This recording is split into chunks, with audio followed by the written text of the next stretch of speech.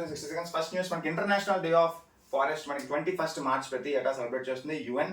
దీన్ని 1971లో స్టార్ట్ చేస్తుంది యుఎన్. అయితే ఈసారి థీమ్ మనకి forest and innovation new solution for better world అనే ఒక థీమ్ తో మనకి స్టార్ట్ చేశారు.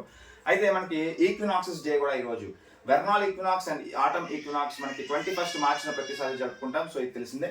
అలాగే మనకి ఐర్లాండ్ సంబంధించిన ప్రధానమంత్రి మనకి ఇండియన్ ఆరిజిన్ సంబంధించిన ఫస్ట్ గే ప్రైమ్ మినిస్టర్ మనకి లియో వార్డకర్ రిజైన్ చేస్తారు. సో పర్సనల్ రీజన్స్ వల్ల రిజైన్ చేస్తారని మనకి వార్తలు వస్తున్నాయి. బ్రేకింగ్ న్యూస్ అని చెప్పుకోవచ్చు. అలాగే మనకి సరస్వతి సమ్మాన్ 2023 అవార్డు మనకి ప్రభా వర్మకి రావడం, మలయాళం పోయిట్ ఇతను. అలాగే మనకి 2020లో మనకి రౌద్ర సాత్వికం అనే పోయం గాను మనకి నోవెల్కి గాను ఈ యొక్క అవార్డు వచ్చింది. అయితే కేకే బిర్లా ఫౌండేషన్ 1991 నుంచి మనకి ఈ యొక్క అవార్డు అనేది బహుకరిస్తుంది. అలాగే రీసెంట్గా ఐఎంఎఫ్ మనకి పాకిస్తాన్కి 1.1 బిలియన్ లోన్ అయితే ప్రొవైడ్ చేసింది.